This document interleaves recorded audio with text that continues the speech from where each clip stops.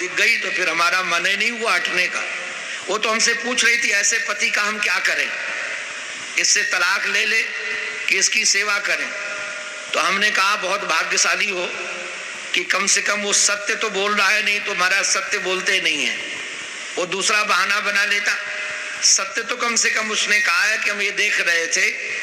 तो मैं निवेदन यही कर रहा था कि इंद्रियां भी, आप ये मत समझिएगा कि किसी को बहुत सुंदर स्त्री मिल जाए तो किसी दूसरी स्त्री को देखेगा नहीं, या किसी का सुंदर घर मिल जाए तो उसको बाद दूसरे घर देखेगा नहीं।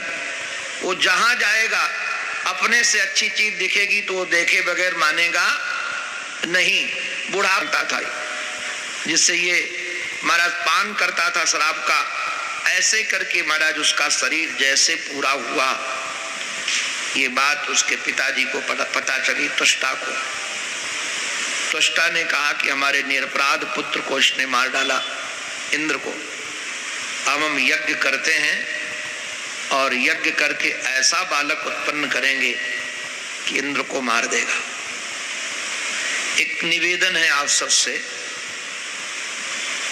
जैसे कोई अपने को गाली देता है ना और आप शांत हो जाओ तो फिर थोड़ी देर के बाद वो भी शांत हो जाए, और आपको उसने गाली दिया तो फिर आप दोगे उसको, फिर उस गाली के बदले में फिर वो आपको गाली देगा। इसलिए संस्कृत भाषा में इसको दुरुक्ति बोलते हैं। ये कभी बंद होने वाली नहीं है। ऐसे किसी ने आपकी हानि की और आप सोचो कि यदि इसका बदला नहीं कर देंगे तो ये दोबारा करेगा, तो फिर आप करो उसको हानि, और फिर वो तुम्हारी हानि करे, फिर तुमको उसकी हानि करो। इससे जीवन इसी में बीत जाएगा। और यदि आपकी कोई हानि करे और आप सह जाओ, सोचो कि हमारे प्रारब्ध में ऐसे, तो धीरे धीरे उसकी प्रवृत्ति बंद हो जाएगी। एक बार कहीं ना कहीं से बंधुओं बंद करना पड़ता है। यदि तुम नहीं बंद करोगे तो काम बनेगा नहीं। अब इंद्र ने इनके बेटे को मारा और ये ऋषि जी महाराज इंद्र को मारने के लिए तप करने लगे।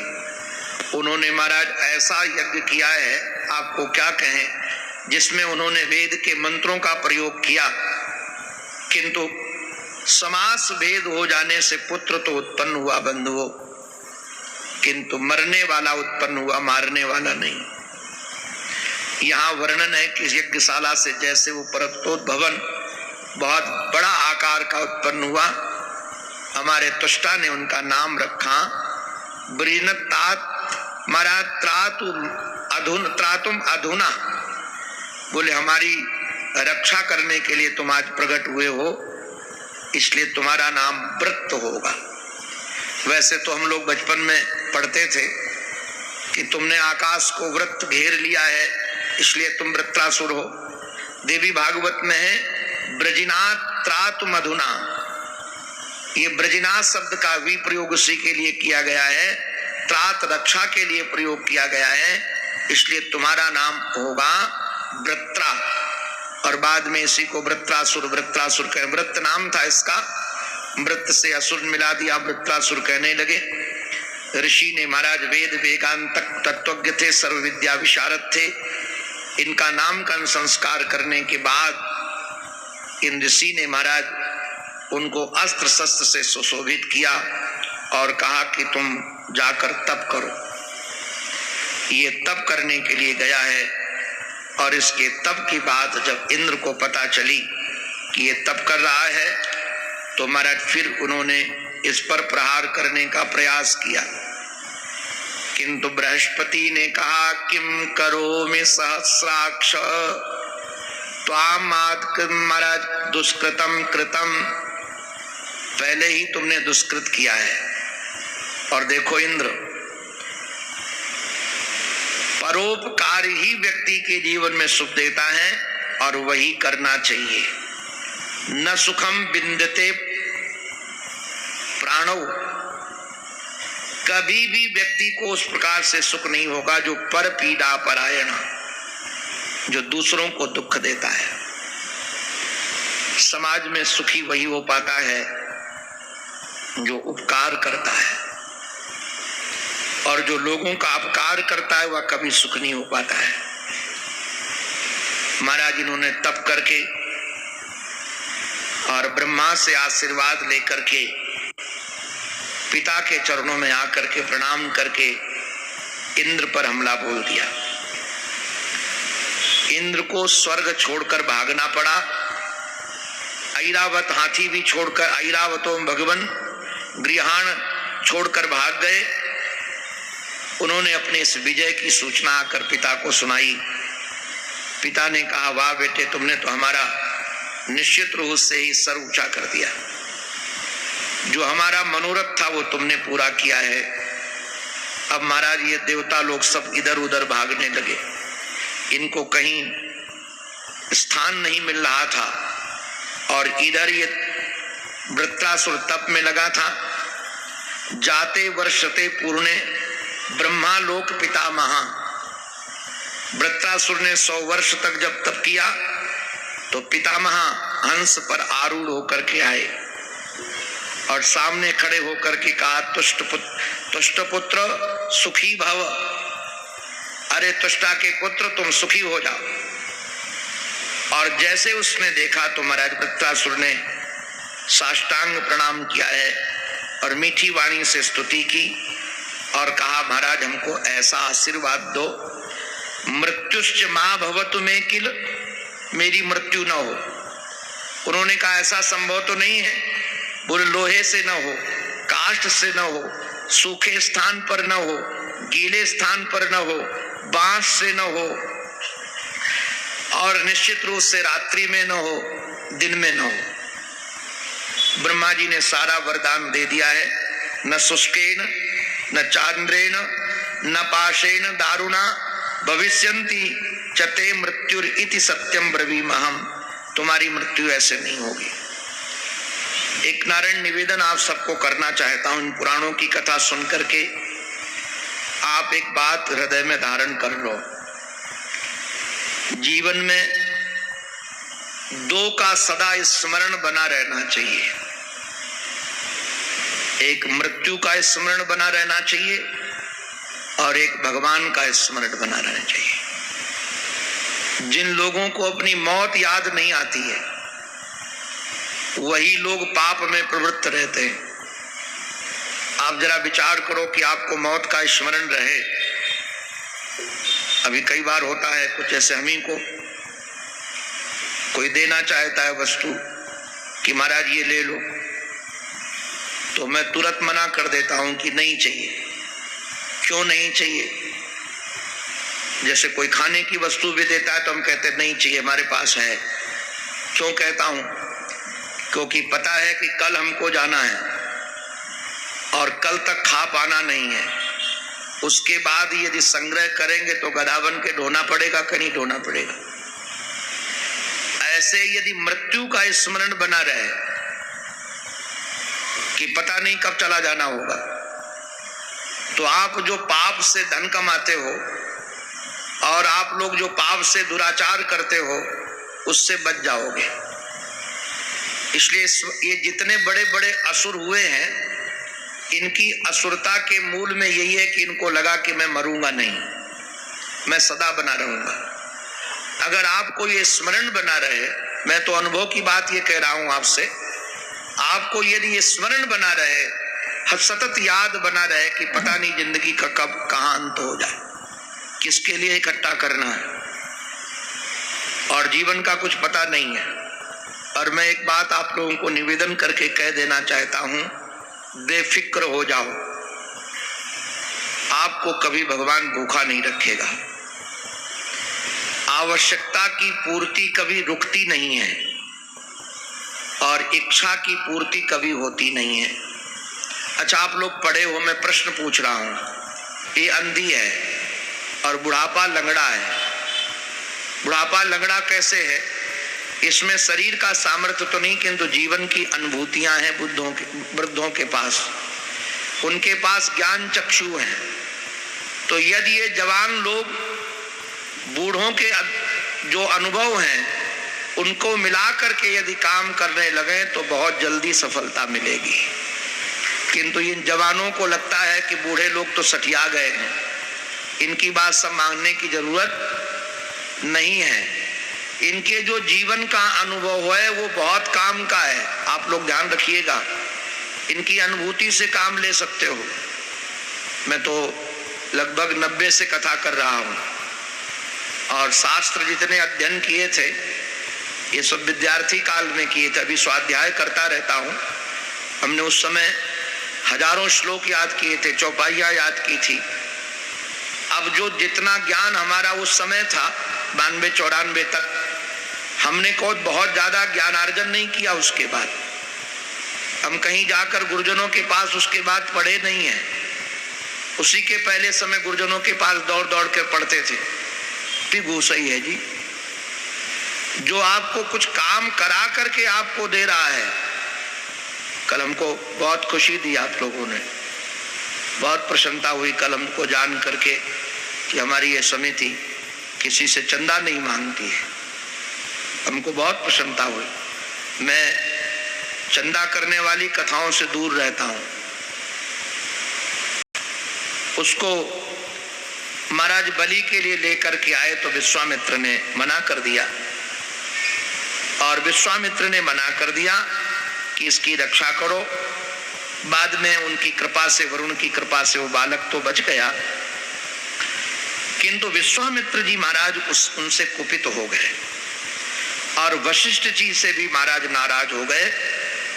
एक बार तो इन्होंने महाराज सब धन ले लिया और धन लेकर के छल करके राजा हरिश्चंद्र को जाकर एकांत में महात्मा बनकर के भजन करने लगे विश्वामित्र जी महर्षि। जब ये हमारे वशिष्ठ को पता चला तो वशिष्ठ देखने गए। वशिष्ठ ने कहा अरे ये तो विश्वामित्र जी हैं। तो महाराज वशिष्ठ जी ने कहा कि तुम आज ऐसे यहां बैठे हो छल करके, हो तो क्षत्रिय, ब्राह्मण भी नहीं हो, और ऋषि बनकर के यहाँ बैठे हो बकरूप धारण करके, जैसे कोई बगुला। आप लोगों ने कभी सुना होगा बगुला भगत बनना, मुहावरा है। तो जाओ तुम बगुला बन जाओ। इति सप्तो वशिष्ठेन कौशिकः प्राहतम पुनः।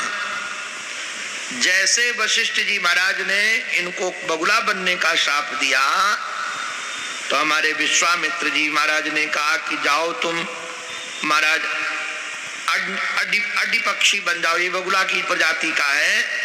और जैसे दोनों पक्षी बन गए, एक ही सरोवर के तट पर दोनों महाराज युद्ध करते रहते थे। अहंकार जयम कृत्वा सर्वदा सुख भाग भवे।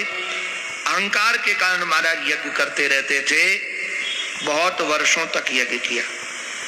व्यास जी महाराज कहते हैं बेटा ये श्रद्धा 3 प्रकार की होती है, सात्विकी, राजसी और तामसी। ये तामसी जो श्रद्धा है, सर्वदेही सुदेही नाम धर्म कर्मशु। ये जो धर्म कर्म में लोग रगे तामसी श्रद्धा के कारण, और राजसी श्रद्धा भी लोग अनेकानेक प्रकार की सुख सुविधाएं पाने के लिए लग करते रहते हैं, किंतु संसार में सात्विकी श्रद्धा बहुत दुर्लभ है। ध्यान रखिएगा, ये सात्विकी श्रद्धा ही दुर्लभा लोके यथोक्त फलदात था। यही सच्ची श्रद्धा है और यही सच्चा फल देने वाली है। जीवन में बंधुओं ध्यान रखना, जब तक वासना है तो कोई तुम्हें सुखी नहीं बना सकेगा। वासना तुमको भटकाती रहेगी, कभी ये प्राप्ति के लिए। हमको बचपन में एक महापुरुष मिले थे ऋषिकेश में, मैं उनके श्री चरणों में रोज जाता था लगभग। तो मैंने उनसे प्रणाम करके कहा, हमने कहा महाराज जी मनुष्य जीवन प्राप्त करके व्यक्ति मोक्ष कैसे प्राप्त कर सकता है, आप कृपा करके हमको बताओ। हम नहीं चाहते कि पुनर्जन्म हो। महाराज जी ने बड़े प्रेम से कहा बेटा आज के बाद जीवन में किसी प्रकार की कामना मत पालना, कुछ बनने का भी मन मत बनाना। कि हमको ये बनना है।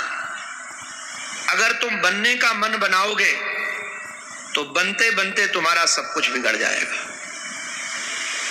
और सचमुच में जो हम कामना बांध ले कि बनते ऐसे बनना, ऐसे बनना, ऐसे बनना, ये जीवन को बनाते बनाते जीवन ही बिगड़ जाता है।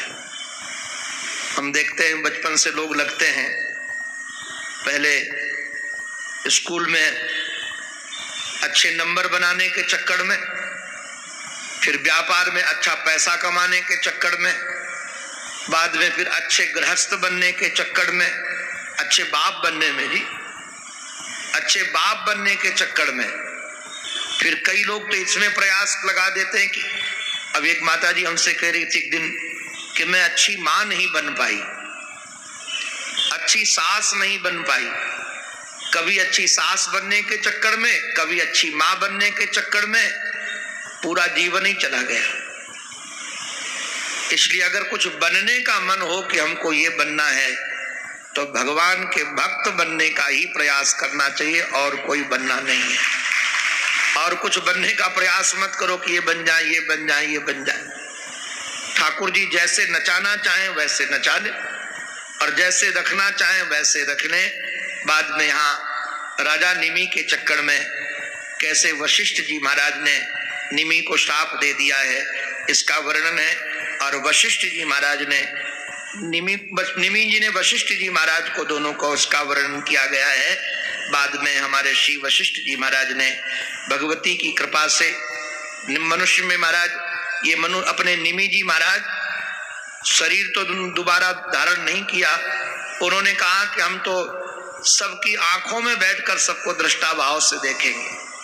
तभी से निमि जी हमारे पलकों में निवास करने लगे हैं।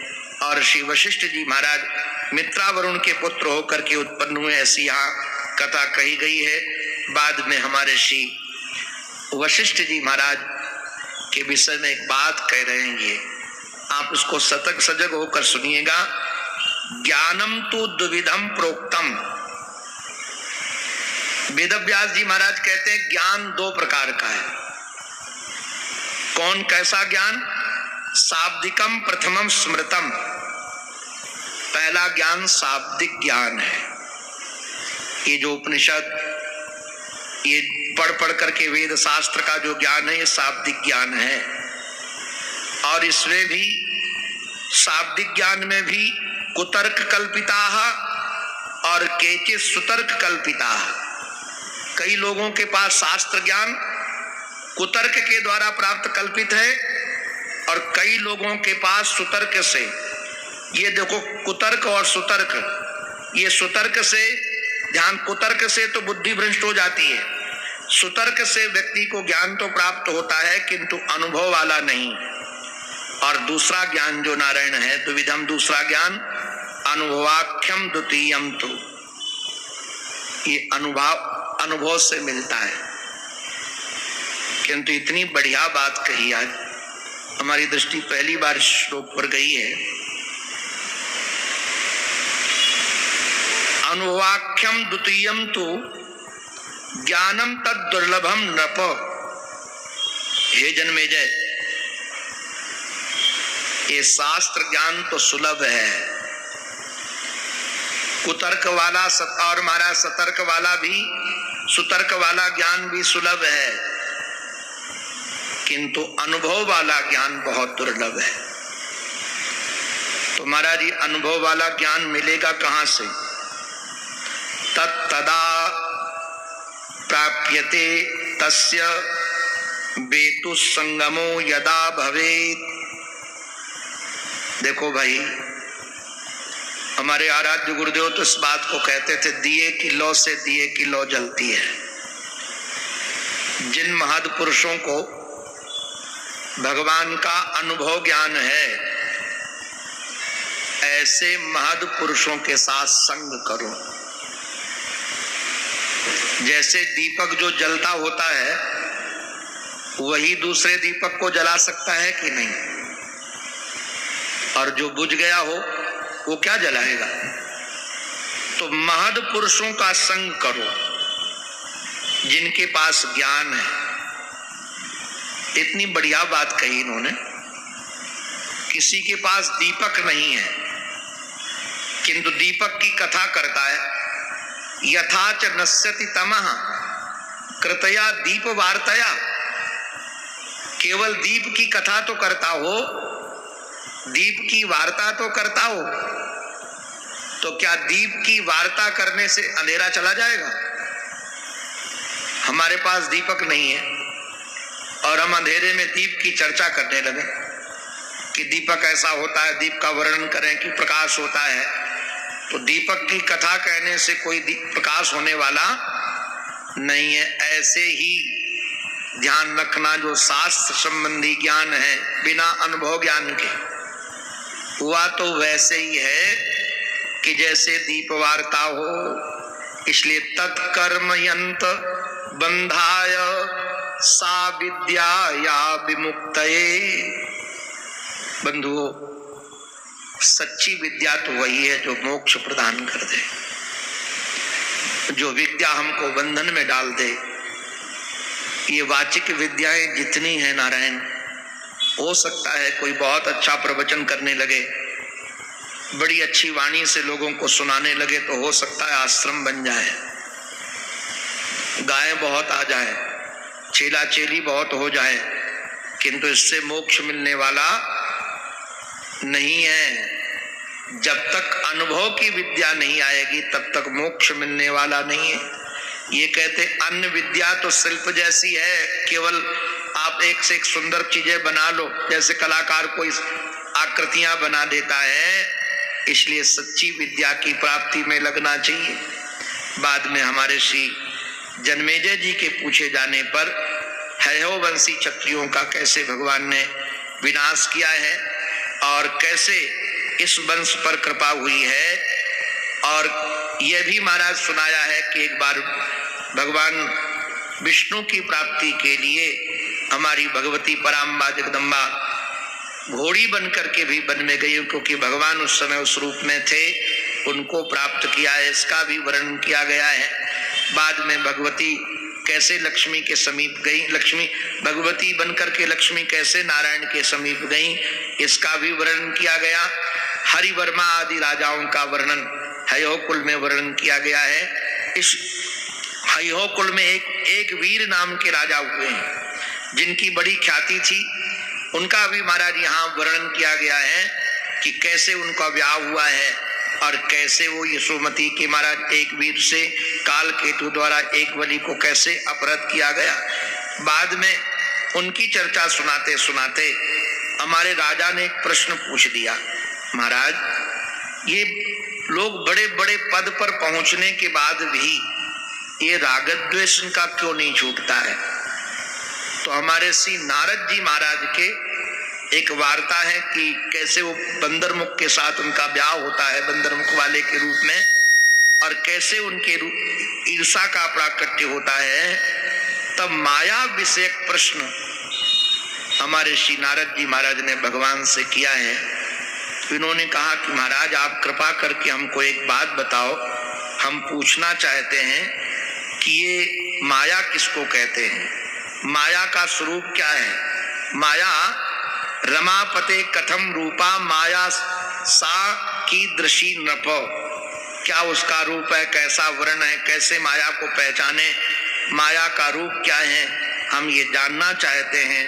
तब हमारे भगवान विष्णु ने नारद जी महाराज को माया का दर्शन कराया है, उसकी चर्चा हम थोड़ी देर बाद करेंगे।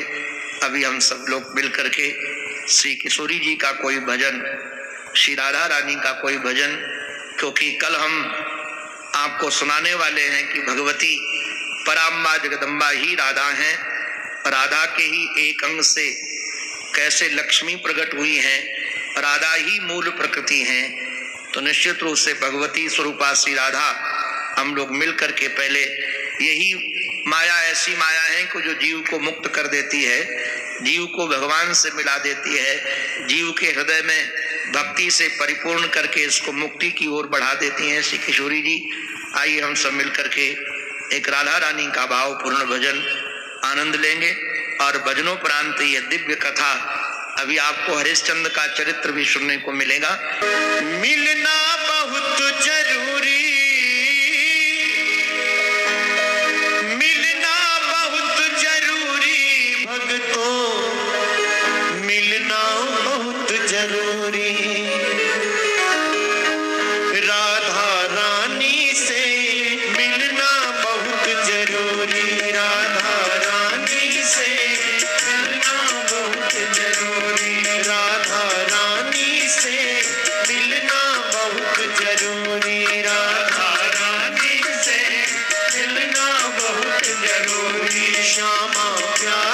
से मिलना बहुत जरूरी, श्यामा प्यारी से मिलना बहुत जरूरी, मिलना बहुत जरूरी भक्तों, मिलना बहुत जरूरी, मिलना बहुत जरूरी भक्तों, मिलना बहुत जरूरी, मिलना बहुत जरूरी भक्तों, मिलना बहुत जरूरी, राधा रानी से मिलना बहुत जरूरी, राधा रानी से मिलना बहुत जरूरी, श्यामा प्यारी से मिलना बहुत जरूरी, श्यामा प्यारी से मिलना बहुत जरूरी।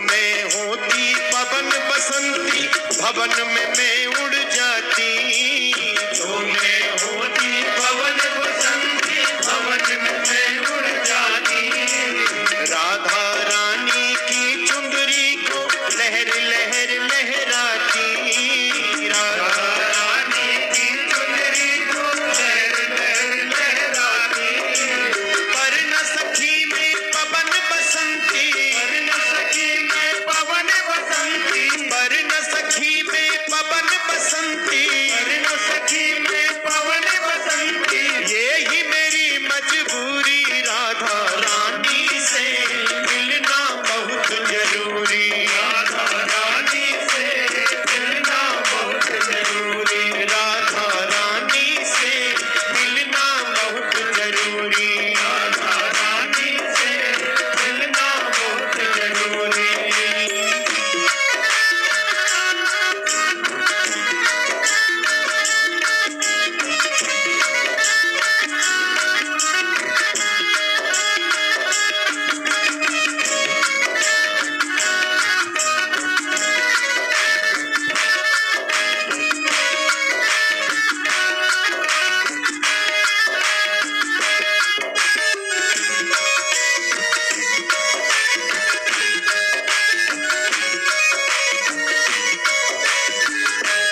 एक रूप नहीं, माया के बहुत सारे रूप हैं। सर्वम व्याप्य स्थिता जगत, भगवान कह रहे हैं ये माया सब जगह व्याप्त है पूरे जगत में। नारद जी को कहा कि यदि तुम्हारा बहुत मन है देखने का तो चलो हमारे साथ।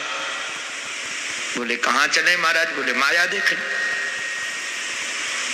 तुरंत गरुण का संकल्प किया और गरुण आकर सामने खड़े हो गए। भगवान गरुण पर बैठे और पीछे नारद जी को भी बैठा लिया। गरुणे मत्समेतोद्य गच्छाओ न्यत्र सांप्रतम। वह गरुण उड़ा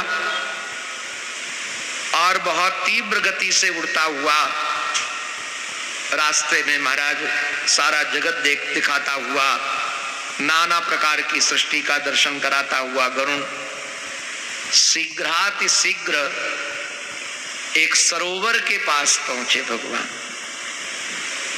बहुत दिव्य सरोवर था। भगवान ने कहा पश्य नारद गंभीरम सरह।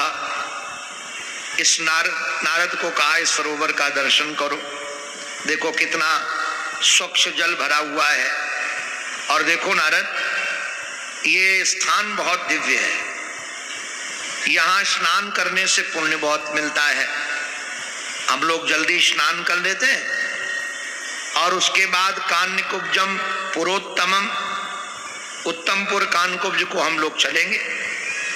वहां उतर करके नारद जी को कहा कि पहले तुम स्नान करो, बाद में मैं स्नान करता हूं। भगवान वहां एक वृक्ष था, वहां बैठ गए। नारद जी ने कहा महाराज ये वीणा आप हमारी संभाल लो। मृग चर्म उतार कर दिया, बोले ये भी संभाल लो। और इन्होंने अपनी चोटी में, यहाँ इसका वर्णन है, गांठ लगाया। खुली चोटी स्नान नहीं करना चाहिए, गांठ लगाया और कुश आदि लेकर के जग्राम मम तर्जनी। और महाराज जैसे वहां गए स्नान करने के लिए, प्रणाम किया है और स्नान के लिए संकल्प किया, और जैसे महाराज उसमें प्रविष्ट हुए, डुबकी लगाई, तो विहाय पौरुषम रूपम, वो नारद जी जो बने थे महाराज, वो तो नारदी बन गए थे नारद, और इतने सुंदर स्त्री बन गए, आपको क्या कहें। यहाँ उनके रूप का वर्णन है। और देखा कि हरिम गृहीत्वा वीणा में तथा कृष्णा जिनम शुभम, महाराज हमारी वीणा को लेकर, और वो मृगचर्म जो नारद जी पहनते थे वो भी लेकर भगवान गरुण पर आरूढ़ होकर के स्वगृहम क्षणाद अपने घर को चले गए। अब नारद जी महाराज देखने लगे अपने को कि मैं इतना सुंदर हूं, और धीरे धीरे सब कुछ भूल गए। ये भी भूल गए कि मैं नारद हूं। उनको लगा कि मैं सुंदर स्त्री हूं, और वहां उस सुंदर सरोवर के पास वह विचरण कर रहे थे। तब तक सहसा एक राजा आ गए। राजा का नाम था तालध्वज। उन्होंने इनसे परिचय पूछा कि तुम देवी जी कौन हो, तुम्हारे माता पिता कौन है, यहाँ क्या करने के लिए घूम रही हो। तो कहती हैं न पिता न च माता न च न स्थानम न च बांधवा। हे राजन, न तो मेरे पिता है न माता है, न मेरा कोई घर है न द्वार है, और न मेरा कोई परिवार है, बंधु बांधव है। मैं तो अकेले यहाँ घूम रही हूँ, और स्वाभाविक है स्त्री हूँ, और मुझे कोई आश्रय चाहिए। राजा ने कहा अच्छा तुम हमारी घरवाली बनोगी, हमारी पत्नी बनोगी। उन्होंने तुरंत स्वीकृति दे दी और कहा महाराज निश्चित रूप से हम बनेंगे। तालध्वज ने महाराज उनको वहां से तुरंत, यहाँ विस्तार से वर्णन है, राजा है, सैनिक हैं बहुत सारे, तो सेवकों को आज्ञा दी कि एक बढ़िया सी डोली ले आओ। 4 कहार डोली लेकर आ गए, और इन देवी जी को, नारदी जी को बैठाल लिया, और बैठाल कर ले जाकर राज्य में महाराज तालध्वज ने इनके साथ ब्याह किया। और विहार करते करते 12 वर्ष बीत गए। 12 वर्ष के बाद वो नारदी जो थी उनको महाराज गर्भ रहा। राजा ने सारे संस्कार करवाए। बाद में 10 महीने के बाद हुआ पुत्र हुआ, उसका नामकरण भी इन्होंने रखा सुधन्वा।